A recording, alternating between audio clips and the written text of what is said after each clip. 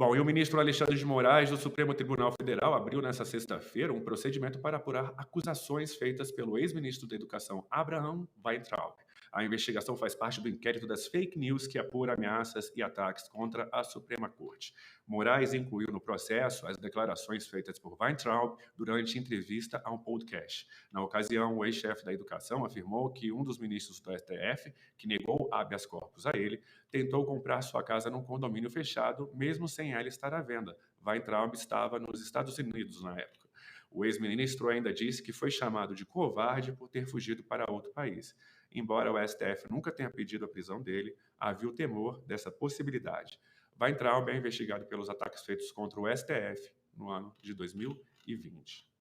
A gente tem mais notícias também sobre a família Weintraub. Curtidas do secretário especial de Cultura, Mário Frias, em postagens no Twitter, desencadearam mais um capítulo da crise na extrema-direita brasileira. O bolsonarismo mais radical está rachando, após perder espaço no governo federal e nos planos eleitorais do presidente Jair Bolsonaro e seus novos aliados, os caciques aí do Centrão.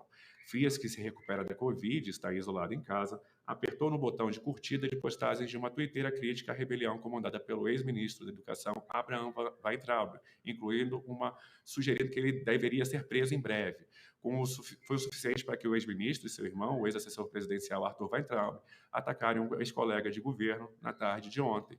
O secretário de Cultura então reagiu, primeiro curtindo postagens que zombavam do chilique dos irmãos Weintraub e depois com uma série de postagens de próprio punho também no Twitter. Weintraub, que chegou ao Brasil no último sábado para tumultuar a tentativa de Bolsonaro de unir sua militância em torno da candidatura do ministro da Infraestrutura, Tarcísio Freitas, ao governo de São Paulo, tem um salário de mais de 100 mil por mês como diretor do Banco Mundial desde junho de 2020, quando deixou seu ministério após ficarem públicos os insultos seus aos ministros do STF. Weintraub também tenta se cacifar para disputar o governo paulista, o que contraria a vontade de Bolsonaro e dos filhos dele. Bom, e para comentar esse fogo aí no parquinho entre os aliados aí do presidente Bolsonaro, a gente vai convidar o repórter Rafael Veleda, meu amigo, para vir contribuir.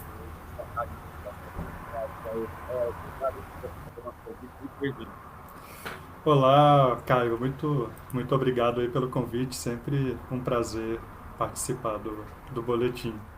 Ô Veleda, como é que começou? Qual foi o estopim aí para essa briga pública entre essa ala aí, digamos, mais ideológica, a qual os irmãos Weintraub integram, né? E Uhum. o secretário nacional de Cultura, Mário Frias? Caio, isso é uma disputa por espaço eleitoral, na verdade. Aí é pela chance aí de ter um emprego, um bom emprego a partir do ano que vem, pelo foro privilegiado, né, que muitos deles precisam ou acham que precisam. Esse pessoal aí, o Weintraub, os irmãos Weintraub, mas também o ex-chanceler Ernesto Araújo, o ex-ministro Ricardo Salles, eles fizeram parte daquela primeira onda de apoiadores do presidente Bolsonaro. Eles viram muita gente se eleger, né, na onda bolsonarista. Eles acharam que agora era a vez deles, né, que tudo estava se encaminhando bem, só que aparentemente não é a vez deles, né. A gente sabe que o Bolsonaro teve que se reposicionar, né, por causa do problema da ameaça de impeachment, tudo, e ele fez aliança com o Centrão, que não tem espaço, né, nessa aliança com o Centrão para esse pessoal radicalizado. Então eles estão tentando uma rebelião aí ultraconservadora, ou como eles chamam, conservadora de verdade, para pelo menos chamar a atenção do Bolsonaro e reconquistar esse espaço. A gente sabe Na- que